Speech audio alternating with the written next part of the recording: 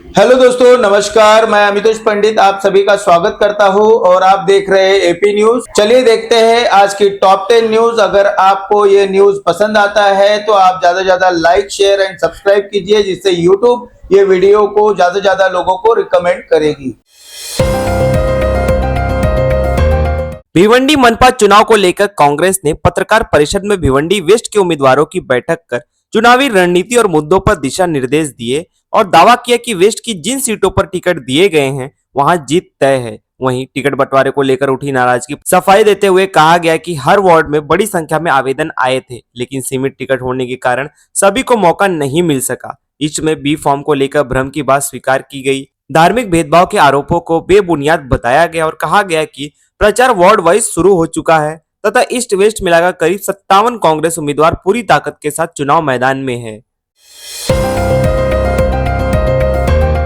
भिवंडी के ward number 21 में चारों उम्मीदवारों के संयुक्त चुनाव कार्यालय का उद्घाटन किया गया, जिसमें नेता प्रकाश पाटिल, पूर्व आमदार रुपेश दादा म्हात्रे और आमदार महेश चौगुले मौजूद रहे। इस मौके पर उम्मीदवार ने कहा कि जनता से वोट मांगते समय वे अपने अब तक के किए गए विकास कार्यों को आधार बनाएंगे और आगे वार्ड को स्वयं पूर्ण बनाने का लक्ष्य है, जिसमें अस्पताल, उद्यान, ग्राउंड, ड्रामा थिएटर और शमशान जैसी मूलभूत सुविधाएं शामिल होंगी। वहीं बीजेपी शिवसेना युति के बावजूद अपक्ष उम्मीदवार खड़े होने पर उन्होंने कहा कि फैसला जनता करेगी। भिवंडी के वार्ड क्रमांक 10 से आजाद उम्मीदवार महजबी बानो मोहम्मद याकूब मालिक ने प्रेस कॉन्फ्रेंस कर अपना घोषणा पत्र जारी करते हुए कहा कि चुनाव जीतने के बाद वार्ड नंबर 10 में सोनोग्राफी सेंटर शुरू किया जाएगा, जहां पूरे शहर की महिलाएं आधी फीस में जांच करा सकेंगी और वार्ड की महिलाओं को प्राथमिकता दी जाएगी। साथ ही 24/7 फ्री एम्बुलेंस सेवा, मनपा स्कूल की इमारत का आधुनिकीकरण, नाले और ड्रेनेज सिस्टम सुधार, सफाई और पानी सप्लाई की सख्त निगरानी, इंदिरा गांधी अस्पताल की सेवाओं में सुधार और महिलाओं के लिए सरकारी योजनाओं के मासिक शिविर लगाए जाएंगे। भिवंडी के वार्ड क्रमांक 4 में समाजवादी पार्टी के पैनल ने रैली निकालकर चुनावी ताकत दिखाई, जहां नेताओं और कार्यकर्ताओं ने दावा किया कि अब पूरा पैनल एकजुट और पहले से ज्यादा मजबूत है। पैनल में नए चेहरों के जुड़ने से संगठन को मजबूती मिली है और जनता का समर्थन बढ़ रहा है। नेताओं ने कहा कि समाजवादी पार्टी ही दलितों, अल्पसंख्यकों और कमजोर वर्गों के साथ खड़ी रहने वाली पार्टी है।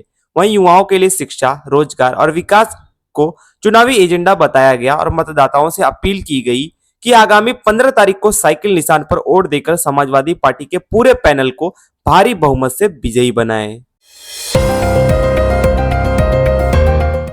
अमेरिका द्वारा 3 जनवरी 2026 को वेनेजुएला पर किए गए सैन्य हमले के बाद ग्लोबल मार्केट में सोने चांदी की कीमतों में जबरदस्त उथल-पुथल देखने को मिली है।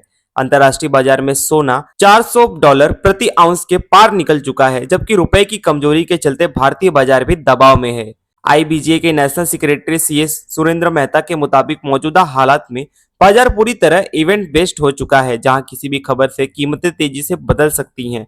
सिल्वर सबसे ज्यादा अनिश्चित जोन में है, वहीं आने वाले हफ्ते में गोल्ड न्यूट्रल से लेकर हाई वोलेटाइल रह सकता है। भिवंडी के कल्याण रोड स्थित टेमगरपाड़ा बेघर निवारा केंद्र में यूट्यूब चैनल पूजा टीवी 24 के वार्षिक कैलेंडर 2026 का भव्य उद्घाटन पूर्व आमदार रुपेश दादा म्हात्रे के हाथों संपन्न हुआ। इस मौके पर कांग्रेस नेता परवेज खान उर्फ पीके, आजाद समाज पार्टी नेता रहबर अंसारी, वरिष्ठ पत्रकार ठाकरे आलम सहित कई गणमान्य अतिथि मौजूद रहे। कार्यक्रम के बाद पूजा टीवी 24 के संपादक परशुराम पाल और उनके परिवार ने बेघर निवारा केंद्र में रह रहे जरूरतमंद लोगों के लिए चाय नाश्ते की व्यवस्था की। वेनेजुएला की राजधानी पर अमेरिकी हमले को लेकर अमेरिका के राष्ट्रपति डोनाल्ड ट्रंप ने कहा कि ये एक बेहद खतरनाक सैन्य ऑपरेशन था और इसके लिए जोखिम का पूरा अंदाजा था। उन्होंने बताया कि इस कार्रवाई में कुछ अमेरिकी सैनिक घायल हुए हैं, लेकिन सभी सुरक्षित है। एक हेलीकॉप्टर को गंभीर नुकसान पहुंचाया गया, हालांकि किसी की मौत नहीं हुई। वहीं जब उनसे पूछा गया कि इस ऑपरेशन की कमान किसके हाथ में थी, तो ट्रंप ने कहा कि इसका जवाब विवादास्पद हो सकता है, लेकिन उन्होंने साफ शब्दों में कहा कि इस पूरे ऑपरेशन में अमेरिका में ही नियंत्रण था। मुंबई में वायु प्रदूषण एक बार फिर चिंता का कारण बनता नजर आ रहा है, जहां शहर के प्रमुख व्यवसायिक क्षेत्र बांद्रा कुर्ला कॉम्प्लेक्स बीकेसी में स्मॉग की मोटी परत छाई दिखाई दी। धुंध के चलते विजिबिलिटी काफी कम हो गई और आसपास की इमारतें भी साफ नजर नहीं आ रही। प्रदूषण का यह असर सुबह और शाम के समय ज्यादा महसूस किया जा रहा है, जिससे दफ्तर जाने वाले लोगों और राहगीरों को परेशानी का सामना करना पड़ रहा है। विशेषज्ञों का कहना है कि खराब हवा का सीधा असर बच्चों, बुजुर्गों और सांस के मरीजों पर पड़ सकता है। ऐसे में नागरिकों को सतर्क रहने और अनावश्यक बाहर निकलने से बचने की सलाह दी जा रही है। गणतंत्र दिवस की तैयारियां तेज, कर्तव्य पथ पर फुल ड्रेस रिहर्सल। दिल्ली में गणतंत्र दिवस समारोह की तैयारियां जोरों पर है, जहां कर्तव्य पथ पर इंडिया गेट के पास फुल ड्रेस रिहर्सल जारी है। रिहर्सल के दौरान थल सेना, नौसेना और वायुसेना की टुकड़ियां परेड का अभ्यास कर रही हैं। साथ ही विभिन्न राज्यों की झांकियां भी अंतिम रूप लेती नजर आ रही हैं।